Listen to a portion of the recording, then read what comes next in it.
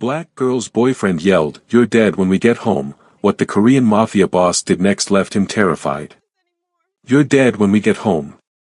For words that sliced through the ambient chatter of Fusion 82, one of the most exclusive restaurants in the city. That made Jasmine's blood freeze in her veins as she sat across from the man who was supposed to love her. The server had simply complimented Jasmine's artwork. That was all. A quick glimpse at her phone screen when she'd been checking a message, revealing one of her latest paintings.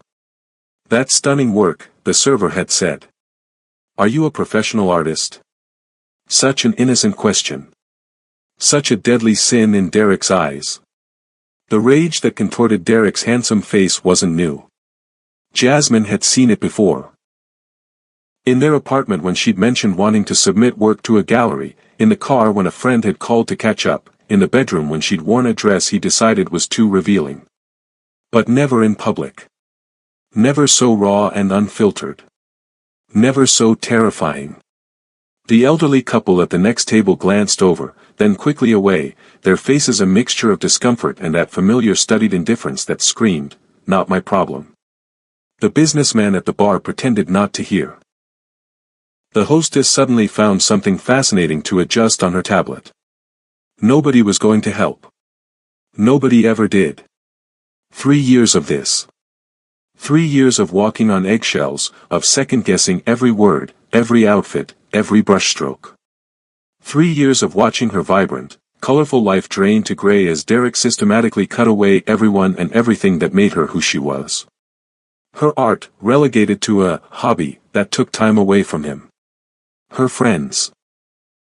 Suddenly, toxic or jealous or bad influences. Her family, too controlling when they expressed concerns about her increasingly withdrawn behavior. Jasmine's gaze dropped to her still full plate.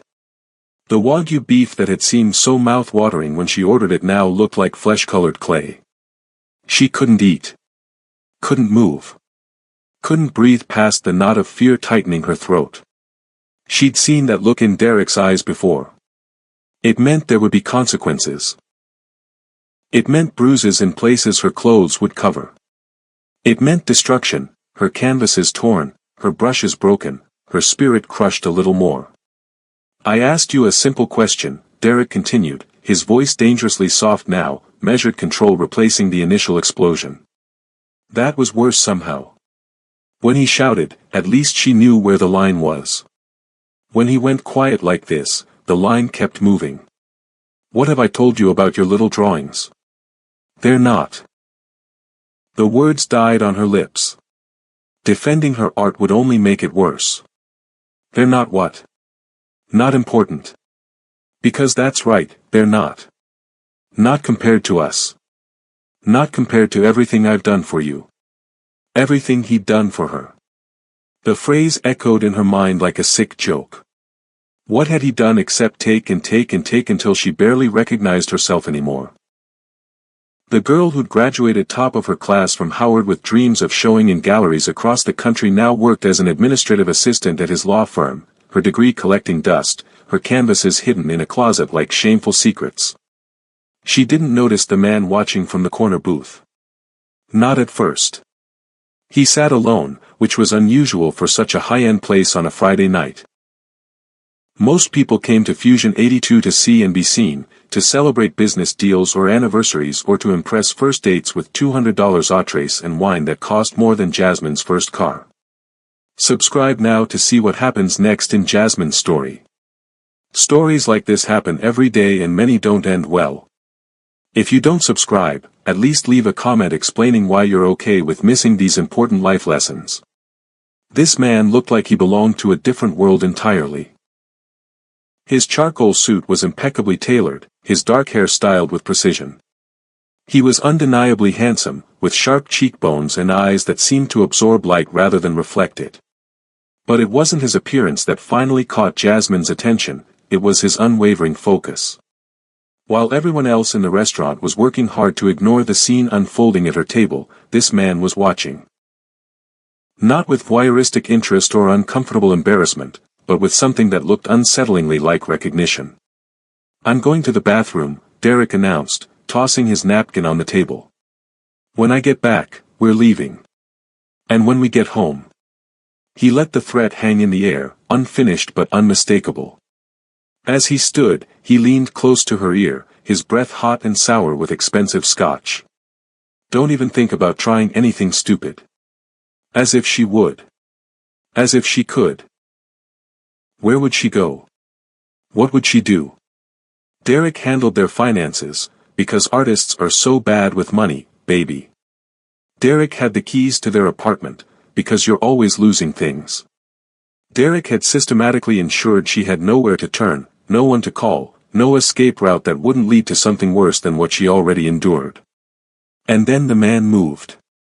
He didn't rush. Didn't look around nervously or check to see if anyone was watching. He simply stood from his table, buttoned his suit jacket with an elegant flick of his wrist, and walked purposefully toward her. Before Jasmine could react, he was sliding into Derek's vacant seat as smoothly as if he'd been invited.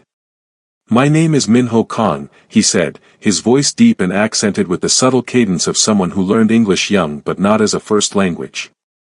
And you need to listen carefully because your boyfriend will return in approximately 90 seconds. Panic seized Jasmine's chest.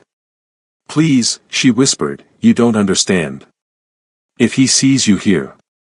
He won't do anything, Minho interrupted, absolute certainty in his voice. Not tonight. Not ever again if you don't want him to. The conviction in his tone made her pause. There was no question there, no hesitation, just a statement of fact delivered with such quiet authority that for a moment, Jasmine almost believed him. You don't know him, she said, her voice barely audible. I know men like him, Minho replied, his dark eyes holding hers with an intensity that should have been uncomfortable but somehow wasn't. I've known hundreds. They're all the same. They find someone brilliant, someone with light inside them, and they cannot rest until they've extinguished it. Something about the way he said it, so matter of fact, so familiar with the pattern, made Jasmine's chest tighten. The stranger had just articulated in a single sentence what she'd been unable to explain to herself for years. I'm fine, she said automatically. It was what she always said, what she'd been trained to say, to her cousin Maya who'd stopped calling after Derek accidentally broke her phone, to her former professor who'd reached out about a gallery opportunity, to the neighbor who'd once asked about the shouting. You're not fine, Minho said simply. And it will get worse. You know this already. She did. God help her, she did. Why do you care? The question came out more bitter than she intended. You don't even know me. Something flickered across Minho's face, an emotion too quick to name before his features settled back into their careful composure. Let's just say I have a particular dislike for men who threaten women in public restaurants. He reached into his jacket and placed a business card on the table between them. It was thick, expensive stock with just a name, 2 phone numbers, and an address embossed in silver. The first number is for my gallery. The second is for emergencies. Gallery? Despite everything, Jasmine's artist's soul stirred with interest. My legitimate business, Minho said with the ghost of a smile. Among others. He's coming back, Jasmine whispered, spotting Derek's reflection in the mirrored wall behind Minho. Panic seized her chest. Please, you have to go. Let him see me. Minho didn't move, didn't even glance in Derek's direction, though he must have known the man was approaching. The question is, do you want help, or do you want to keep pretending that this is love? The words hit Jasmine like a physical blow. Before she could answer, Derek was there, his face flushing dark with anger as he registered the stranger sitting in his seat. What the fuck is this? Derek demanded, his hands curling into fists at his sides. Who the hell are you? Minho stood slowly, gracefully. He was taller than Derek by several inches, broader through the shoulders. When he turned to face him, Jasmine saw Derek take an instinctive step back. I'm someone who overheard you threatening this young woman, Minho said, his voice calm but carrying an undercurrent of steel. And I thought I should introduce myself. This is none of your business, Derek snarled, though his usual confidence seemed to waver slightly. Jasmine, get your things. We're leaving. Jasmine started to rise, pure instinct and conditioned obedience taking over. But Minho's next words froze her in place. She's not going anywhere with you tonight. The restaurant had gone silent. Other diners were watching openly now, the pretense of ignoring the situation abandoned in the face of such blatant confrontation. Jasmine felt the weight of their stares, the pressure of the moment crushing her chest. She couldn't breathe. Couldn't think. Derek laughed, but there was no humor in it. Listen, buddy, I don't know who you think you are. Minho repeated, as if Derek might have missed it the first time. The name hung in the air between them. Something shifted in Derek's expression. The anger drained away, replaced by something that looked disturbingly like recognition. Then fear. Kong. Derek's voice had lost its edge. As in. Yes, Minho said, his expression unchanged. That Kong. Jasmine had no idea what they were talking about. The name meant nothing to her, but it clearly meant something to Derek. Something significant enough that the color had drained from his face. I didn't know, Derek said quickly, his tone suddenly placating. I didn't realize you were. I mean, Jasmine is my girlfriend. This is just a private matter between us. Nothing you said tonight was private, Minho countered, gesturing to the restaurant around them. Everyone here heard you, including me, and I've decided I don't like it. Look, I apologize if I was out of line. Derek's entire demeanor had transformed, his earlier rage replaced by a desperate attempt at damage control. But Jasmine and I have been together for 3 years. This is just a misunderstanding. Minho turned to Jasmine, and the full weight of his attention felt like standing in a spotlight. Is that true? Is this a misunderstanding? Every eye in the restaurant was on her now. Jasmine felt the pressure of their stares, the silent judgment, the expectation that she would do what women always did, smooth things over, make excuses, protect the man who never protected her. She looked at Derek, the man she'd spent 3 years trying to please, trying to love, trying not to anger. Then she looked at Minho, this stranger who had no reason to defend her, but was doing it anyway. No, Jasmine whispered, the word feeling like jumping from a great height. What? Derek's face contorted with disbelief. No, she said again, louder this time, her voice finding strength she didn't know she still possessed. It's not a misunderstanding. I don't want to go home with you tonight. You don't mean that, Derek insisted, stepping toward her. You're confused. This guy is confusing you. I think the lady was clear, Minho's voice cut through Derek's protests like a blade. She's not leaving with you. Like hell, Derek reached for Jasmine's arm. He didn't get close. Minho moved faster than Jasmine would have thought possible for a man his size. One moment he was standing beside the table, the next he had Derek's wrist locked in his grip, bending it at an angle that made Derek gasp in pain. If you touch her, Minho said, his voice so low that Jasmine barely heard it, you will lose that hand. Do we understand each other? Derek nodded frantically, his face pale. Minho released him with a slight push that sent Derek stumbling backward. As if conjured from thin air, 2 men in dark suits materialized from somewhere in the restaurant. They flanked Derek, their expressions blank, their presence unmistakably threatening. Escort Mr. Minho glanced at Jasmine with a questioning look. Wallace, she supplied weakly. Escort Mr. Wallace out, Minho finished. Make sure he understands that he's not welcome back at any establishment I have an interest in, which in this city is most of them. The men nodded. They didn't grab Derek. They didn't need to. Their mere presence was enough to get him moving toward the exit. Derek shot Jasmine a look over his shoulder, part fury, part betrayal, wholly menacing. This isn't over, he called out. You hear me, Jasmine? This isn't. One of the suited men said something too low for Jasmine to hear. Derek went quiet, and then he was gone. Jasmine sat frozen in her chair, her whole body trembling. It had happened so fast.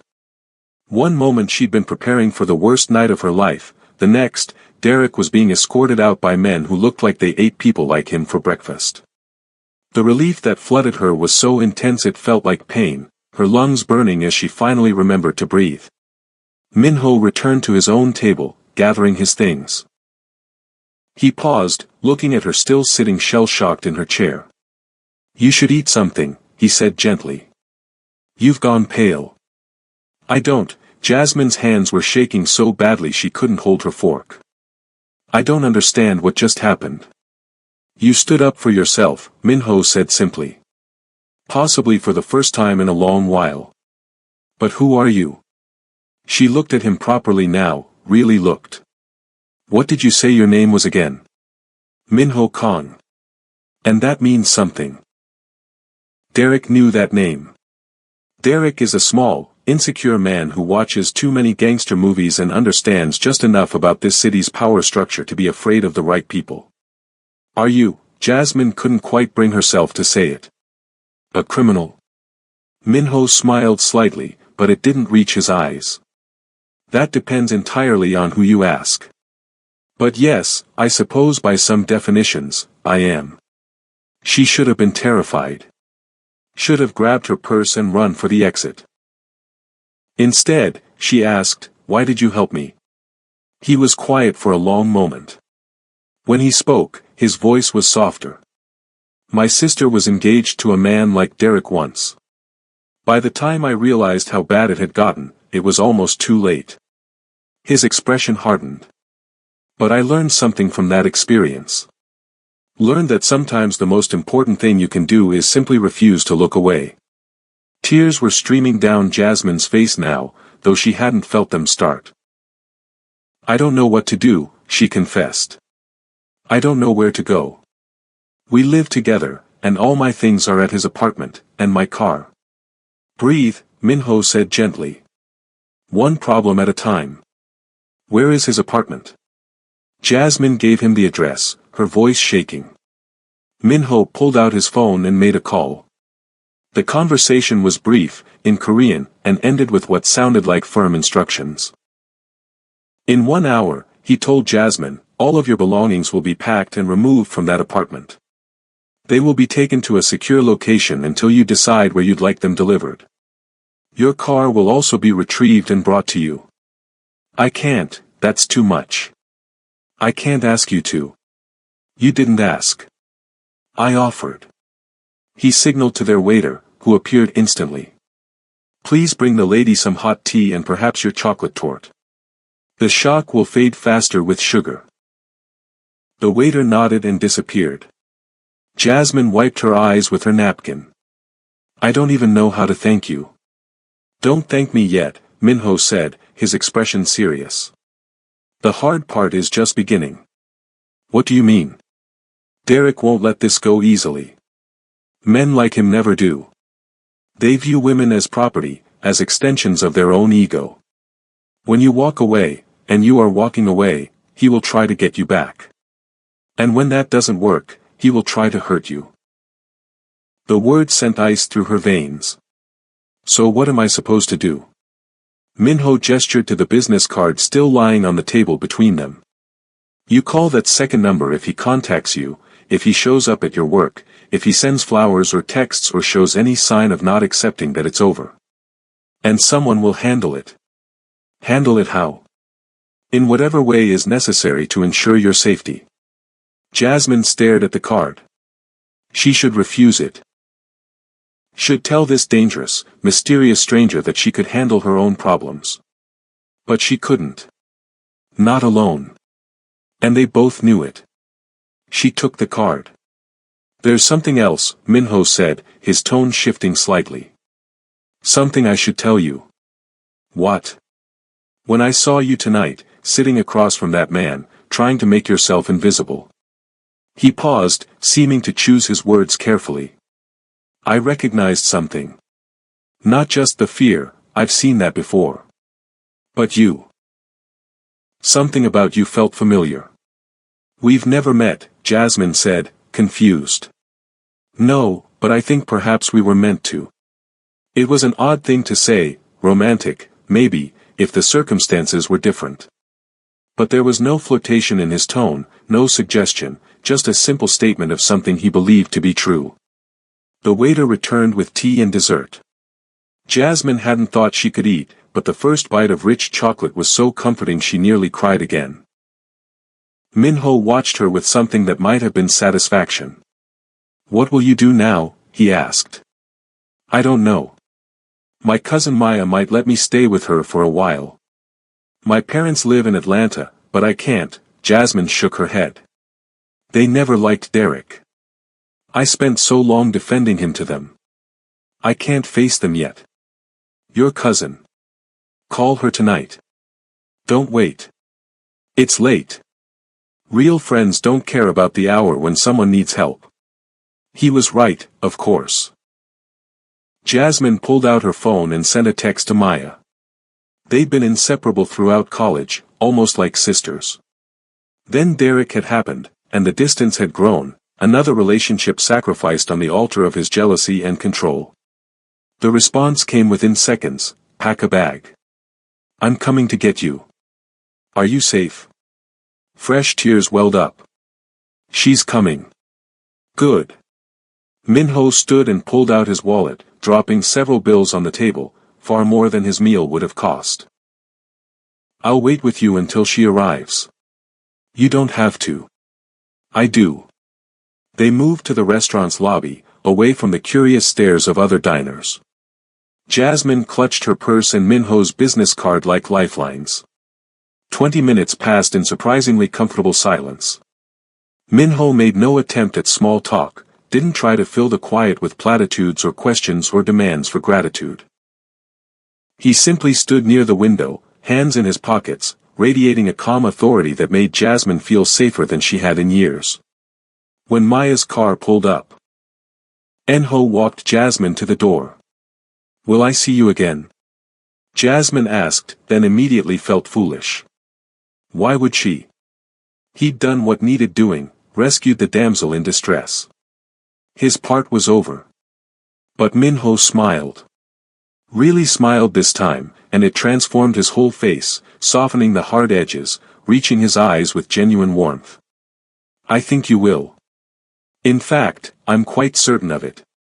"Why?" "Because I'm going to ask you to show me your art. Not tonight, not tomorrow, but soon. When you're ready." Jasmine's breath caught. "I don't think I'm ready for." "Not now," he interrupted gently. "Take your time. Heal. Find yourself again.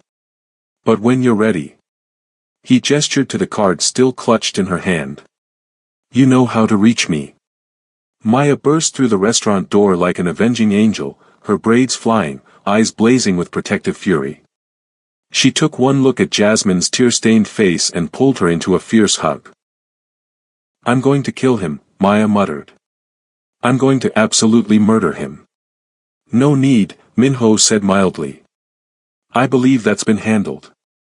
Maya looked at him properly for the first time. Her eyes widened in recognition. "Holy shit, you're Minho Khan. You know him?" Jasmine asked, surprised. "Know of him," Maya corrected, her expression shifting to something between awe and wariness. "My firm represented one of his companies last year. Half the buildings downtown have Kong Investment Group plaques in their lobbies." "That's an exaggeration," Minho said, his face impassive. "It's more like a third." He said it so deadpan that Jasmine almost laughed. "Almost." "Take care of her," Minho told Maya. Then, to Jasmine, "What you did tonight took courage. Remember that."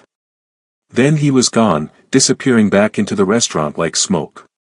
Maya stared after him, then turned to Jasmine with wide eyes. "Okay, so we're going to need about 6 bottles of wine and 12 hours because you're going to tell me every single detail of whatever the hell just happened." Jasmine let herself be led to the car. As they pulled away from Fusion 82, she caught one last glimpse of Minho through the window. He'd returned to his table, alone again, his meal barely touched. She wondered what kind of man ate alone at expensive restaurants on Friday nights. What kind of man stepped into a stranger's nightmare without hesitation? What kind of man he really was? The next 2 weeks were a blur. Jasmine moved into Maya's spare room, surrounded by boxes of belongings that had appeared exactly as Minho promised. Her car showed up in Maya's driveway the next morning, keys in an envelope with no return address. Her art supplies, which she'd been certain Derek would have destroyed in rage, arrived neatly packed, not a single canvas damaged, not one brush broken. Derek tried to contact her. 17 texts, 9 phone calls, 4 emails, each one cycling through anger and apology and threats and promises to change. Jasmine blocked his number, blocked his email, changed her passwords. She also called the second number on Minho's card. The first time was on day 3, when Derek showed up at the marketing firm where she worked. He didn't make it past the lobby. 2 security guards appeared from nowhere and escorted him out. Jasmine never learned who called them. The second time was on day 7, when she got a voicemail from Derek's mother explaining that her son was heartbroken and confused, that Jasmine owed him an explanation, that 3 years together meant something. That call was returned by someone else. Jasmine didn't know what was said, but Derek's mother never contacted her again. By day 10, the text stopped. The calls ended. Derek seemed to have finally understood that it was over. Jasmine started sleeping through the night again, started eating regular meals, started remembering what it felt like to breathe without that constant knot of anxiety in her chest. I'm about to reveal how Minho helps Jasmine in a way no one helped me. Subscribe now because I can't guarantee this content will remain free. Too many stories go untold. If you're still scrolling without subscribing, please comment below and explain to our community why these stories aren't worth your support. On day 14, she called Minho's card again, but this time she didn't have a problem to report. I'd like to speak with Minho Kong, she told whoever answered. There was a pause. May I tell him who's calling? Jasmine. He'll know. 2 minutes later, Minho's voice came through the line. Are you all right? Yes, actually. I'm better than all right. She took a deep breath. I wanted to thank you for everything. You don't need to. And I wanted to know if that invitation to show you my art was still open. Another pause, longer this time. It is, Minho said finally. But I should warn you, Jasmine. I'm not a simple man.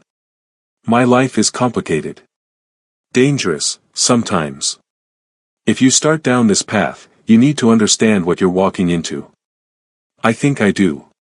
No, he said gently, you really don't. But I'd like the chance to explain it to you over dinner somewhere with better chocolate torte than you had 2 weeks ago. She laughed. Actually laughed, for the first time in recent memory. When? Tonight, if you're free. I'll send a car for you at 7. I can drive myself. Humor me. At least for the first meeting. The hesitation before meeting sent butterflies through her stomach. Okay, Jasmine agreed. 7 o'clock. The car that arrived was sleek and black, with a driver in a proper uniform who opened the door for her and called her Miss with genuine respect. Maya watched from the window, phone in hand. I'm tracking your location, she called out. And if you're not back by midnight, I'm calling the police. The police won't help if it's Mr. Kong, the driver said pleasantly. But don't worry, miss. Mr. Kong has instructed me to ensure the lady's complete safety and comfort. Maya looked like she couldn't decide whether to be worried or impressed. Jasmine settled into the leather seat and tried to calm her racing heart. She'd chosen her favorite dress, a vibrant blue that complemented her dark skin, cut to flatter her curves without being overly revealing. She'd worn her hair natural, the way Derek had always complained made her look unprofessional, but which she'd always loved. She'd even brought a portfolio of her work, the pieces she was most proud of, the ones that showed who she really was beneath the layers of self-doubt Derek had heaped on her. For the first time in 3 years, she looked like herself again. Finally.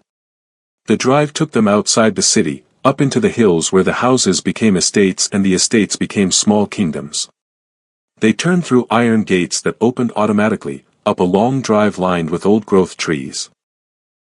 The house at the end was stunning, not modern flashy, but old-world elegant.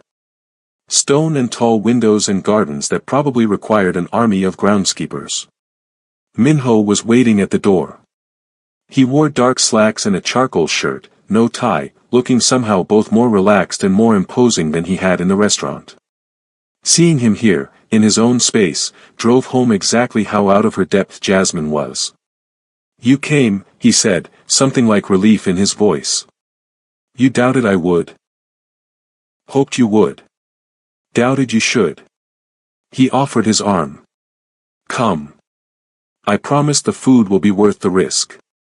He led her through the house, beautiful, tastefully decorated, clearly expensive, to a terrace overlooking the valley.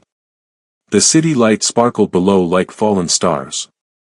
A table had been set for two, candles already lit, wine already poured. "No restaurant tonight?" Jasmine asked. "I thought privacy might be appreciated, given that our last public meal didn't go well." "That wasn't your fault. Wasn't it? I did threaten your ex-boyfriend in front of half the city's elite. He deserved it." "He did." Minho pulled out her chair. "But that doesn't mean there won't be consequences, for him certainly, but possibly for you as well." Jasmine sat down. "What kind of consequences?" "People talk. They'll wonder who you are, why I intervened. Some will assume you're connected to my family now, under my protection." He paused. "Which, I suppose, you are." "Is that a bad thing?" "That depends." He took his own seat across from her. "How do you feel about having your life completely upended?" "I think it already was," Jasmine said quietly. "You just helped me see it." A woman appeared with the first course, a delicate arrangement of sashimi that looked almost too beautiful to eat. She set down the plates and disappeared without a word. "I owe you honesty," Minho said, "about who I am, what I do." "You're in the Korean Mafia," Jasmine said bluntly. He smiled slightly. "Such an American term, but yes, essentially. My family has been involved in certain enterprises for several generations, real estate mostly these days, import-export, investments. All technically legal. Technically. We've cleaned up our operations significantly. My father was old school, believed in territory and violence and respect earned through fear. I prefer to think of us as businessmen with a complicated past. But the men who escorted Derek out, the people who packed my things, that wasn't just business. No, Minho admitted, that was personal. I have resources, and I chose to use them for you. I'd do it again." "Why?" Jasmine leaned forward. "I still don't understand why you helped me. You didn't know me. I told you, my sister. That's not the whole reason." He was quiet for a long moment, studying her face in the candlelight. "No," he said finally. "It's not." "Then what?" "When I saw you in that restaurant, trying so hard to be small, to disappear, I saw someone who deserved better.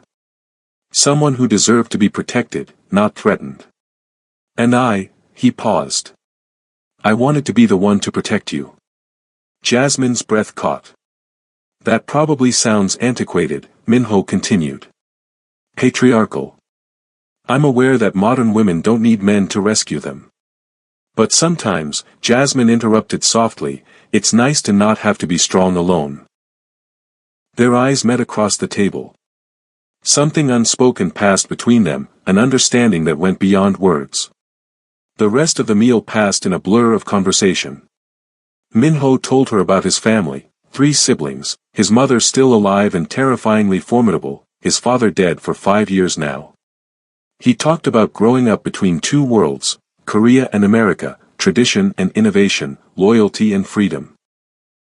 About slowly transforming the family business into something legitimate, something his future children might not have to hide or be ashamed of. Jasmine talked about her own family, her parents, strict but loving, who'd supported her art until it became clear she wouldn't make money at it, her cousins, especially Maya, who'd been her rock through college, the grandmother who'd taught her to mix colors when she was just 5 years old. She talked about Howard University, about the art degree that had filled her with so much hope, about the slow death of that hope as rejection letters piled up and financial reality set in. About how Derek had seemed like salvation at first, successful, stable, interested in her work, until interest became criticism, and criticism became control, and control became the cage she'd nearly died in. I kept thinking if I just tried harder, she said. If I could just be what he wanted. You would have disappeared entirely, Minho finished. That's what men like him want. Not partners, dolls. How did you know? About your sister. I didn't, not at first. She hid it well.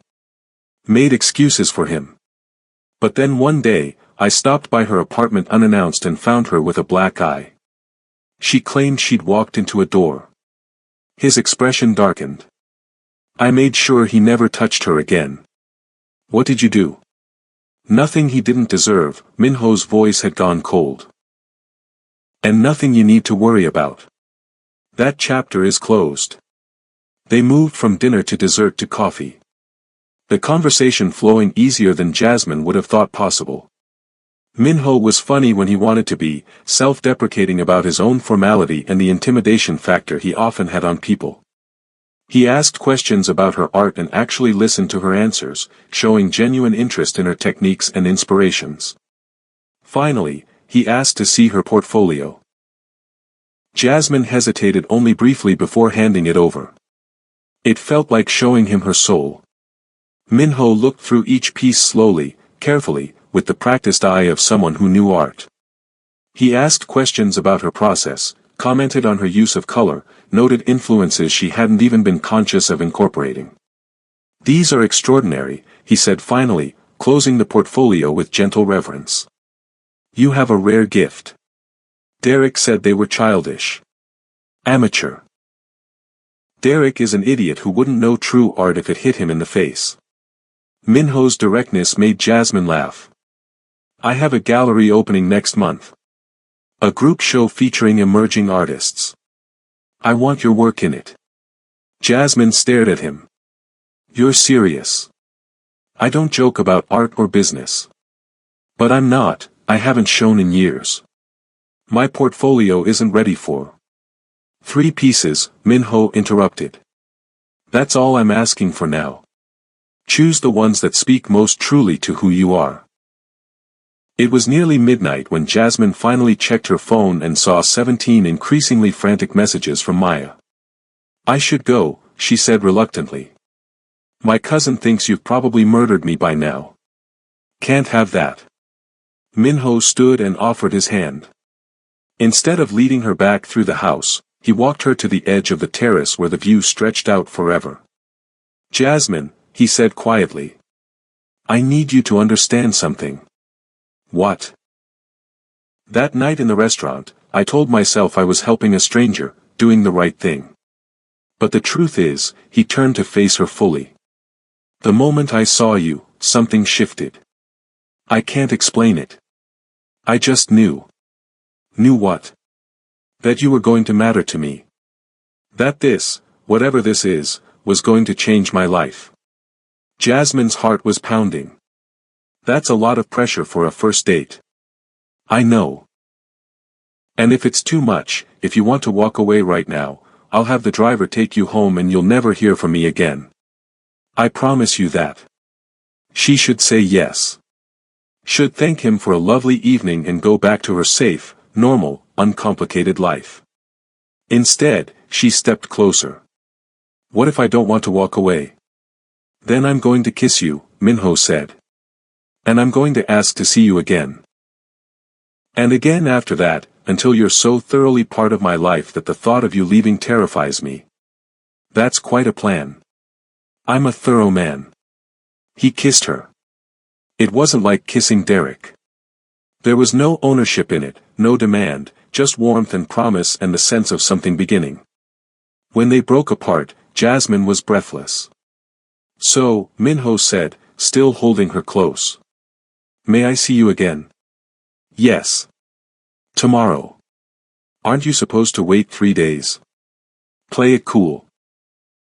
I'm 28 years old. I'm done playing games. Her hand rested against his chest, feeling his heartbeat steady and strong beneath her palm. Besides, I think I knew the moment I saw you too. Knew what? That I was going to paint you someday. The next 6 months were like living in a dream. Minho courted her properly, old-fashioned dates, flowers delivered to Maya's apartment, texts throughout the day just to check on her. He introduced her to his mother, a tiny woman with steel in her eyes, who took one look at Jasmine and announced, finally, someone with backbone.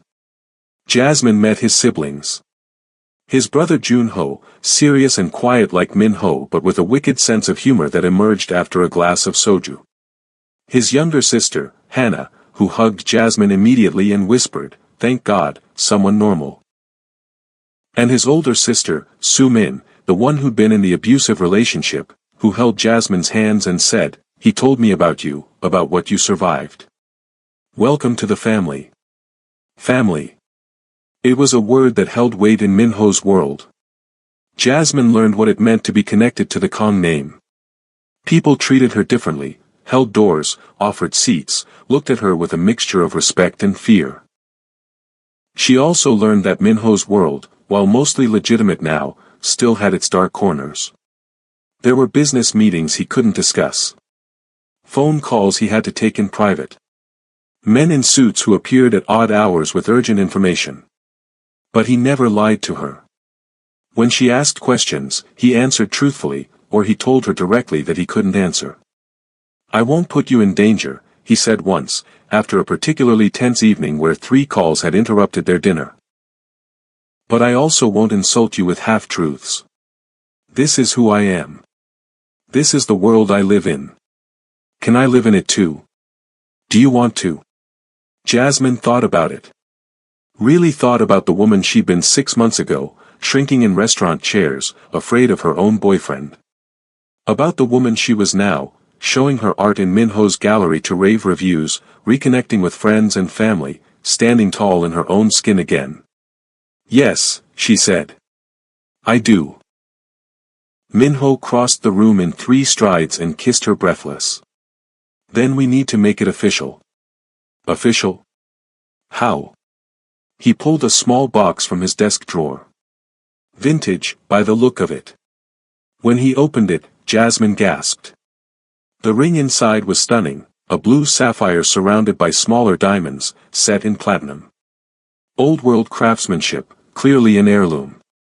"This was my grandmother's," Minho said. "She gave it to me years ago.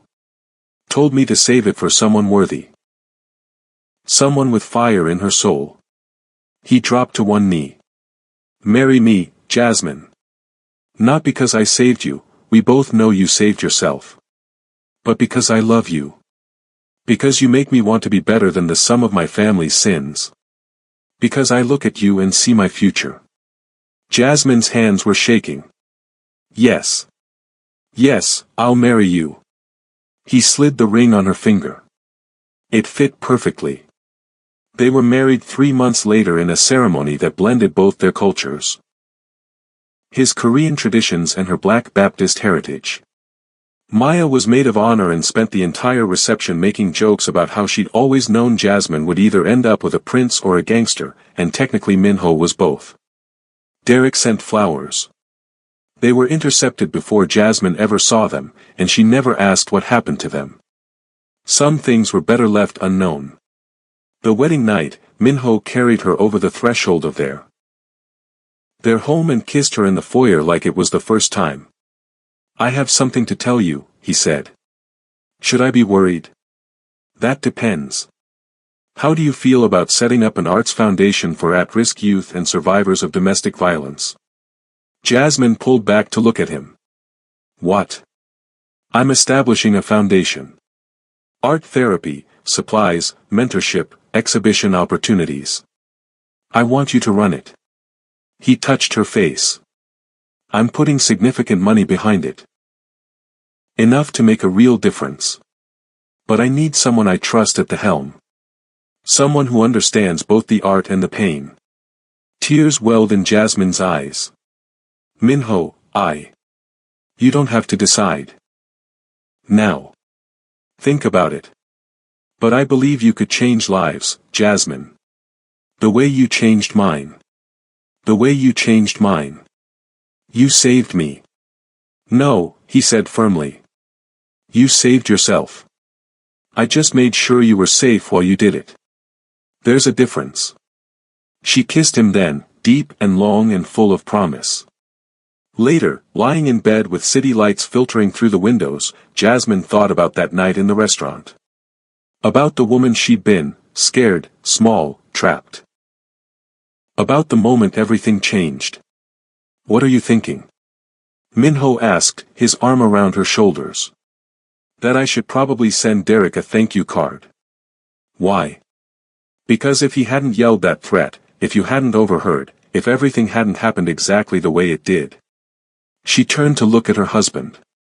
I might never have found you. You would have, Minho said with certainty. Maybe not that night. Maybe not for months or years, but eventually, somehow, we would have found each other. I believe that. Fate. Something like that. Jasmine settled back against his chest, the sapphire ring catching the light. I'm glad it was that night, though. I'm glad I didn't waste any more time. So am I. They fell asleep like that, wrapped around each other. Two souls from different worlds that had somehow found a way to fit together perfectly. And in the morning, Jasmine woke up not to threats or criticism or fear, but to the smell of coffee and the sound of her husband talking softly on the phone in Korean. She smiled, got out of bed, went to join him. After all, this was only the beginning. The real story, their story, was just getting started. 6 months into their marriage, Jasmine was reviewing applications for the Kong Arts Initiative's first scholarship program when her office phone rang. The foundation had already helped dozens of young artists and survivors of domestic violence, providing everything from art supplies to exhibition opportunities to safe housing. Jasmine Kong, she answered. A woman's voice, shaking, I got your number from the community center. I didn't know who else to call. Jasmine sat up straighter. What's your name? Tiana. Tiana Johnson. Are you safe right now, Tiana? I think so. I'm at a coffee shop, but he knows where I work, where my sister lives, where I go to the gym. He knows everything. A sob broke through. I left him 3 days ago, and he's been sending me messages. He says if I don't come home by tonight, he's going to make sure I regret it. Listen to me carefully, Jasmine said, already pulling up her database. Stay where you are. I'm sending someone to you right now. Jasmine hung up and immediately called the number she'd memorized for emergencies. Not Minho's direct line, he was in meetings all day, but his brother's. Junho answered on the first ring. Jasmine? I need a pickup. Woman in danger at the Starbucks on Elm Street. Her ex is threatening her. On it. 10 minutes. 20 minutes later, Tiana was in one of the foundation's emergency apartments, a furnished one-bedroom in a building with excellent security and no public records tying it to the Kong family. Jasmine met her there with groceries and a burner phone. Tiana was young, early 20s, with the hollow-eyed look of someone who hadn't slept in days. You're really her, she said, staring at Jasmine. The woman who married Minho Kong after he confronted her abusive boyfriend. Everyone's been talking about it. Jasmine blinked. There are rumors, I know. It's more than rumors. You're like, hope. That we can get out. That there's something better. Tiana's expression crumpled. I'm sorry. I know that's a lot to put on you. When I saw your foundation, I thought maybe you'd understand. I do understand. Jasmine sat down the groceries and moved to sit beside her. Tell me about him.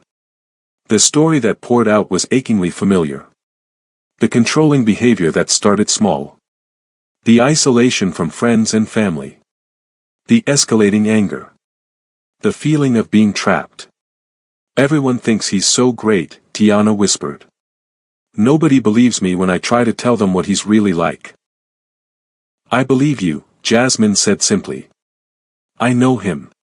Maybe not his name or his face, but I know the type. And I know that you're not crazy. You're not overreacting.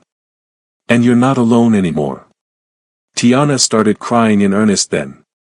Jasmine let her, offering tissues and quiet comfort until the sobs finally subsided. What happens now? Tiana asked. Now you rest. Tomorrow we'll talk about next steps, restraining order, new job if you need it, therapy, referrals. But tonight, you're safe. The door locks, the building has security, and nobody knows you're here except me and the people who brought you. What about him? What if he finds me? Jasmine thought about the resources at her disposal, the network of protection that came with her last name. He won't, she said. And if he tries, he'll regret it. That night, as Jasmine recounted the day to Minho, she felt a sense of purpose stronger than anything she'd ever experienced. It's come full circle, she said. 6 months ago, I was Tiana, terrified, trapped, with nowhere to turn. And now I'm in a position to help others escape. To make sure they know they're not alone. You were always meant for this, Minho said, pride evident in his voice. To take what hurt you and transform it into something that heals others. That's rare, Jasmine. That's beautiful.